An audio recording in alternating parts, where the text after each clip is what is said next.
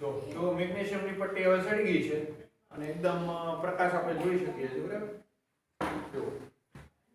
હવે આખી આ બધી રાખ થઈ ગઈ બરાબર છે હવે આપણે શું કરીએ તો કે આ રાખને આપણે આ કસનળીમાં ભરી લઈએ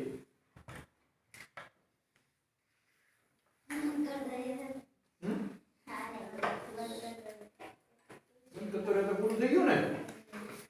તો હવે આપણે આ રાખ છે ને ભરી લઈએ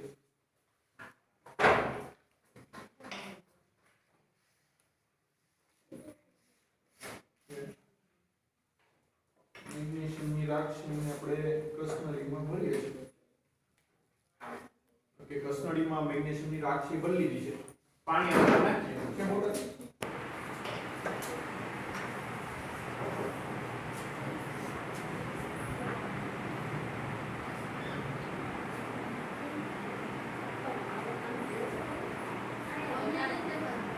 જો હવે એની અંદર પાણી આપણે ભરી દીધું છે બરાબર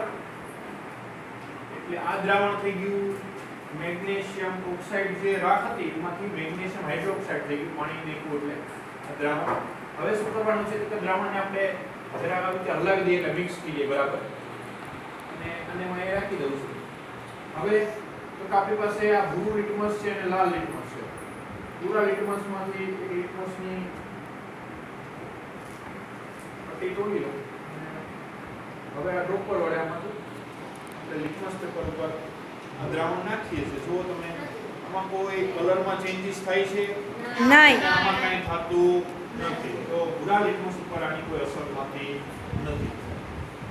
ઓકે હવે આપણે આમાંથી એક લાલ લિટમસ કાઢીએ એની ઉપર આપણે એને અજમાવી જોઈએ કે એમાં કંઈ ફેર પડે કે નથી પડતો આ લાલ લિટમસ મેં લીધી છે એની ઉપર આપણે દ્રાવણ છે નાખી જોઈએ પછી જોઈએ એમાં કઈ ફેરફાર થાય છે તો તમે એમ કીધું કે નહીં ને હા ને એમ કેમ ખબર પડી જશે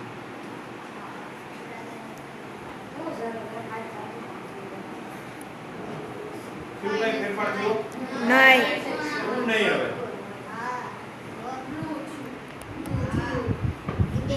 હવે દેખાતું બ્લુ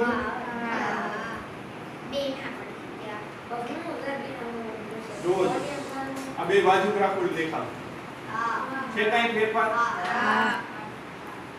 થોડું બ્લુ થયું છે એનો મતલબ કે આ દ્રાવણ કેવું છે બેઝ નું દ્રાવણ છે